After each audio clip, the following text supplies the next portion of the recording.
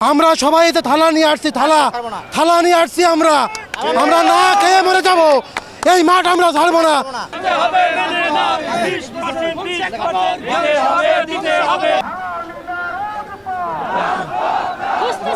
5% দাবি, এটা মানা না মানা আমাদের কাছে সমান। এরা যে বলছে যে সামনের আপনার বাজেট থেকে আমাদের দেবে, এই আন্দোলন 24 সালে শেষে ছিল। এই যে বছরটা চলছে, এই বাজেটের আগে আমাদের সাথে তারা কথা দিয়েছিল যে এই বাজেট থেকে আমাদের 20% চালু করবে। তারা শিক্ষকদেরকে মানুষ মনে করে না, তারা শিক্ষকদেরকে কুকুর বিড়াল মনে করে। 4 মাস ধরে ঘুরিয়ে তারা এখন 5%-এর কথা বলে।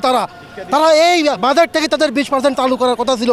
তারা মিথ্যাবাদী, জাতির কাছে তারা আজকে মিথ্যাবাদী হিসাবে প্রমাণিত হয়েছে। আমরা মরে যাব, আমরা সবাই এতে থালা নিয়ে আসছি, থালা নিয়ে আসছি। আমরা না খেয়ে মরে যাব, এই মাঠ আমরা ছাড়বো না। শিক্ষকদেরকে যেহেতু তারা আন্দোলনে যেহেতু আমাদেরকে বাধ্য করেছে, আমরা ক্লাস নেব না। বান্ডেল থাকলে প্রতি সেনমানিতে টাকা বাঁচবে। বিকাশ সেনমানি বান্ডেল কিনে জিতুন প্রতি লেনদেনে। আজকে আমাদের 8ম দিনের মতো আমাদের এখানে অবস্থান কর্মসূচি চলছে। আমাদের এই আন্দোলন করতে গিয়ে আমাদের সবার শ্রদ্ধেয় জনাব মাহবুব স্যার দুনিয়া থেকে তিনি বিদায় নিয়েছেন। আমি জানি না সরকার আর কত শিক্ষকের প্রাণ নিলে তিনি আমাদের এই প্রাণের দাবি মেনে নেবেন। আমরা চাই আমাদের সুস্পষ্ট দাবি 20% বাড়ি ভাড়া দিতে হবে, 1500 টাকা মেডিকেল ভাতা আমাদের দিতে হবে, আমাদের কর্মচারীদের 75% উৎসব ভাতা আমাদের দিতে হবে। অতএব আমাদের দাবিটা আপনারা খুব দ্রুত মেনে নিন। আপনি যদি শিক্ষা প্রতিষ্ঠানটা মনে না করেন, আপনি মানতে না পারেন, তাহলে আপনি পদত্যাগ করেন। আপনি যেই ভাষায় কথা বলেন, আপনি যেই ভাষা আমাদেরকে শুনিয়েছেন, আমাদের ধিক্কার জানাই। আপনি ফ্যাসি সরকারের পথেই আপনি চলছেন। অতএব আপনি পদত্যাগ করেন, না হয় আমাদের দাবি মেনে নিন। 5% বাড়িবার প্রজ্ঞাপন জারি করা হয়েছে। আসলে এটা আরেকটা প্রহসন।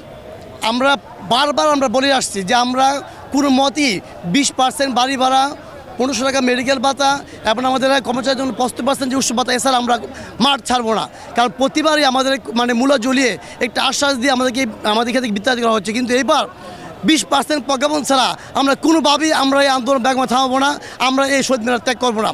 5%, 10% মানি না, 20% মানে 20%ই প্রয়োজন হলে আমরা এক সময় একদম আগে আমরা চলে যাবো। জাতীয়করণ আমরা ডাক দিব। আমরা যদি আমার সরকার আমাদেরকে কাল ক্ষেপণ না করে আমাদের বাধ্য করা হয়, তাহলে আমরা অবশ্যই সামনে জাতীয়করণ ডাক দিব। আমরা জানি প্রহসনের 5% প্রজ্ঞাপন দিয়েছে। এই প্রজ্ঞাপন অনতিবিলম্বে এটা বন্ধ করে আমাদের 20% বাড়ি ভাড়া, 1500 টাকা চিকিৎসা ভাতা এবং কর্মচারীদের 75% উৎসব ভাতা প্রদানের জন্য সরকার বাহুদের কাছে আবেদন করছি। যদি তা না করা হয়, তাহলে এই যে আমাদের এই যে আন্দোলন শুধু শিক্ষকদের, এটা শুধু শিক্ষকদের আন্দোলন থাকবে না। আমাদের ছাত্র, অভিভাবক সবাই যখন রাজপথে নেমে আসবে, তখন সরকার এটা মোকাবেলা করা খুব কঠিন হয়ে যাবে।